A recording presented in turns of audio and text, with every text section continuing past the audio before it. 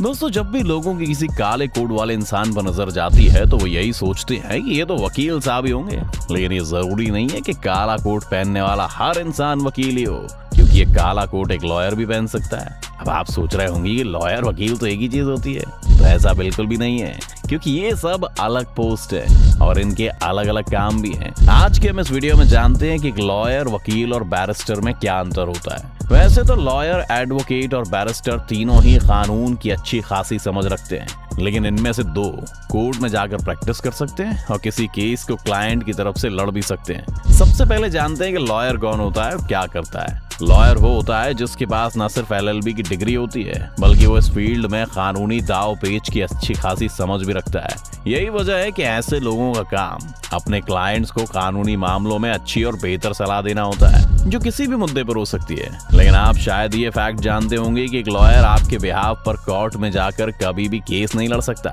ऐसा इसलिए होता है क्योंकि उसके पास बार काउंसिल ऑफ इंडिया का रजिस्ट्रेशन नहीं होता है। यहाँ आपने ये तो जान लिया कि लॉयर किसे कहते हैं और इसका काम क्या होता है। आप जानते हैं बैरिस्टर कौन होता है और ये क्या काम करता है। जहाँ तक बैरिस्टर की बात है, तो अगर कोई व्यक्ति इंग्लैंड से लॉ की डिग्री हासिल करता है तो उसे बैरिस्टर की उपाधि दी जाती है। क्योंकि भारत में वकीलों को प्रैक्टिस करने के लिए बार काउंसिल ऑफ इंडिया का एग्जाम पास करना पड़ता है। इसे पास करने के बाद ही वो भारत के किसी भी कोर्ट में प्रैक्टिस कर सकते हैं। लेकिन वहीं आपको बता दें कि bar council of India UK की 45 यूनिवर्सिटीज में पढ़ने वाले स्टूडेंट्स को भारत में प्रैक्टिस करने की भी परमिशन देता है। इन यूनिवर्सिटीज से लॉ की पढ़ाई करने वाले बच्चे भारत में आकर किसी भी कोर्ट में केस लड़ सकते हैं। आपकी जानकारी के लिए बता दें कि साल 1891 में महात्मा गांधी ने इंग्लैंड में जाकर बैरिस्टर की डिग्री हासिल की थी। कानूनी भाषा पर अच्छी पकड़ होने की वजह से अंग्रेज भी उनसे खौफ खाते थे। फिलहाल देश में सांसद और नेता असदुद्दीन ओवैसी ने लंदन से लॉ की पढ़ाई करने की वजह से उन्हें भी बैरिस्टर कहा जाता है। तो आप इस एग्जाम्पल से समझ ही चुके होंगे कि बैरिस्टर की क्या पावर होती है। बैरिस्टर के बाद अब जानते हैं कि एक एडवोकेट कौन होता है। जहाँ तक एक एडवोकेट की बात है, तो ये किसी भी विवाद होने की स्थिति में कोर्ट रूम में अपने क्लाइंट की तरफ से जज के सामने तरह तरह की दलील रखने का अधिकार रखता है। एक एडवोकेट अपने करियर की शुरुआत में लॉयर ही होता है, लेकिन बार काउंसिल ऑफ इंडिया की तरफ से होने वाले एक एग्जाम को पास करने और लाइसेंस लेने के बाद वो एडवोकेट बन सकता है, जिसके बाद वो कोर्ट में प्रैक्टिस करने के लिए एलिजिबल होता है। भारत में कुछ नामचीन वकीलों की बात की जाए तो उनमें सबसे पहला नाम आता है राम जेठमलानी का, जो फिलहाल दुनिया में मौजूद नहीं है। लेकिन वो संजय दत्त, राजीव गांधी से लेकर इंदिरा गांधी तक बड़े बड़े लोगों की तरफ से पैरवी कर चुके हैं। उनके बारे में कहा जाता था कि कोर्ट में सिर्फ एक हियरिंग के लिए 25 लाख रुपए वो लेते थे। हरीश साल्वे महंगे वकीलों की इस लिस्ट में दूसरे नंबर पर आते हैं। वो किसी भी मुद्दे पर बेबाक राय रखने के लिए भी जाने जाते हैं। हरीश साल्वे 1999 से लेकर 2002 के बीच सरकार के लिए सॉलिसिटर जनरल की भूमिका भी निभा चुके हैं। उनके बारे में कहा जाता है कि वो हर केस की सुनवाई के लिए 25 से 30 लाख रुपए लेते हैं। बता दें कि साल्वे बॉलीवुड एक्टर सलमान खान से जुड़े हिट एंड रन केस को भी लड़ रहे हैं। उनके क्लाइंट्स में रिलायंस, टाटा, ITC और वोडाफोन जैसी कई दिग्गज कंपनियां शामिल हैं। ये तो आपने जाने उन एडवोकेट के नाम जिन्हें अपने नाम से ही देश भर में पहचाना जाता है। आपकी जानकारी के लिए बता दें कि एडवोकेट भी कई तरह के होते हैं। चलिए सबसे पहले जानते हैं सीनियर एडवोकेट कौन होता है। एक सीनियर एडवोकेट वो होता है जो हाई कोर्ट और सुप्रीम कोर्ट में प्रैक्टिस करता है। इतना ही नहीं, ऐसे वकीलों के पास देश के किसी भी कोर्ट का कम से कम 10 साल से ज्यादा प्रैक्टिस एक्सपीरियंस होता है। हालांकि एक सीनियर एडवोकेट का पद सिर्फ प्रैक्टिस करने से ही नहीं, बल्कि अपने हार और जीत के ट्रैक रिकॉर्ड को देखते हुए भी मिलता है। एक सीनियर एडवोकेट बनने के बाद कोर्ट में पहनने वाली यूनिफॉर्म से लेकर लड़ने वाले केस में मिलने वाली फीस तक सब कुछ बदल जाता है। कुल मिलाकर हम कह सकते हैं कि सीनियर एडवोकेट बनने के लिए किसी डिग्री की नहीं बल्कि एक्सपीरियंस की जरूरत होती है। बता दें कि कांग्रेस नेता कपिल सिब्बल भी आज सीनियर एडवोकेट की लिस्ट में शामिल हैं। आपने ये तो जान लिया कि सीनियर एडवोकेट क्या होता है। आप जानते हैं कि एडवोकेट ऑन रिकॉर्ड क्या होता है। क्या आप जानते हैं सुप्रीम कोर्ट में सिर्फ एक advocate on record he case file कर सकता है। जैसा कि हर कोर्ट के अपने अलग अलग नियम, कायदे और कानून होते हैं, उसी तरह सुप्रीम कोर्ट के भी कुछ रूल्स होते हैं जिन्हें सभी को फॉलो करना बहुत जरूरी होता है। क्योंकि सुप्रीम कोर्ट देश की सबसे बड़ी न्यायपालिका है, इसीलिए इसका समय बचाने और डेकोरम मेंटेन करने के लिए ऐसा किया जाता है।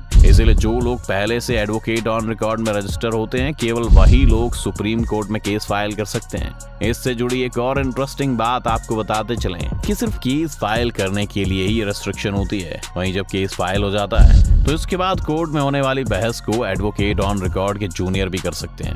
अब सवाल आता है कि एडवोकेट ऑन रिकॉर्ड कैसे बनते हैं। इसके लिए आपको सुप्रीम कोर्ट की तरफ से होने वाले AOR नाम के टेस्ट को पास करना पड़ता है। वहीं इस टेस्ट में अपीयर होने के लिए भी आपके पास किसी भी कोर्ट में कम से कम 4 साल प्रैक्टिस का और 1 साल किसी एडवोकेट ऑन रिकॉर्ड के अंडर प्रैक्टिस का एक्सपीरियंस होना बहुत जरूरी होता है। वैसे लीगल तौर पर और भी कई पावरफुल पद होते हैं, आइए जानते हैं इनके बारे में।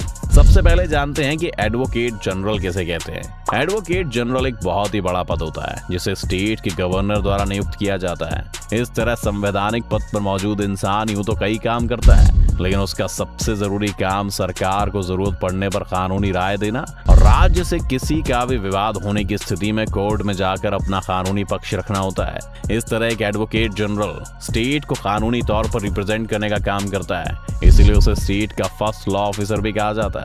आप जानते हैं कि अटॉर्नी जनरल कौन होता है। आपकी जानकारी के लिए बता दें कि अटॉर्नी जनरल का काम कानून से जुड़े हुए किसी भी वाद विवाद की स्थिति में सेंट्रल गवर्नमेंट की तरफ से कोर्ट में अपना पक्ष रखना होता है। इसीलिए इस पद पर नियुक्त व्यक्ति को देश का पहला लॉ ऑफिसर भी कहा जाता है। जहां तक इसकी अपॉइंटमेंट की बात है तो ये देश के राष्ट्रपति द्वारा किया जाता है। इतना ही नहीं, केंद्र सरकार को जब भी किसी लीगल एडवाइस की जरूरत पड़ती है तब सिर्फ अटॉर्नी जनरल को याद किया जाता है। अटॉर्नी जनरल के बाद अब बात करते हैं सॉलिसिटर जनरल कौन होता है और ये क्या काम करता है। जहां तक सॉलिसिटर जनरल की बात है तो इस पर नियुक्त व्यक्ति को कंट्री के दूसरे लॉ ऑफिसर के नाम से भी जाना जाता है। एक सॉलिसिटर जनरल का काम अटॉर्नी जनरल की लीगल वर्क में मदद करना होता है। इसके अलावा भी एक ऐसी पोस्ट है जो एक एडवोकेट को चंद पलों के अंदर सुर्खियों में ला सकती है। इसमें 2 तरह के ऑप्शन होते हैं, क्रिमिनल और सिविल। सबसे पहले बात करते हैं क्रिमिनल की। तो आपने देखा होगा कि जब दिल्ली में निर्भया के साथ एक शर्मनाक घटना को अंजाम दिया गया, तब न्याय दिलाने के लिए जिस वकील को विक्टिम की तरफ से कोर्ट में लड़ने के लिए केस दिया गया था उसे पब्लिक प्रोसिक्यूटर कहा जाता है। पब्लिक प्रोसिक्यूटर एक ऐसा वकील होता है जिसे क्रिमिनल केसेस में स्टेट की तरफ से केस लड़ने के लिए अपॉइंट किया जाता है। वहीं एक पब्लिक प्रोसिक्यूटर का काम तब शुरू होता है जब पुलिस अपनी इन्वेस्टिगेशन खत्म करने के बाद आरोपी के खिलाफ चार्जशीट दायर कर देती है। कानून में किसी इंसान के खिलाफ जब भी कोई क्राइम होता है तो ये मान लिया जाता है ये क्राइम सिर्फ इंसान के साथ ही नहीं बल्कि स्टेट के साथ भी हुआ है। ऐसे में जब कोई ऐसी सिचुएशन होती है कि वो खुद से अपना वकील अफोर्ड नहीं कर सकता, ऐसे में सरकार न्याय दिलाने के लिए कई बार अपनी तरफ से एडवोकेट नियुक्त करती है। तो दोस्तों, क्या आप भी इस वीडियो को देखने से पहले तक एडवोकेट और लॉयर को एक ही समझते थे? हमारे चैनल को सब्सक्राइब करने के बाद कमेंट करके जरूर बताएं।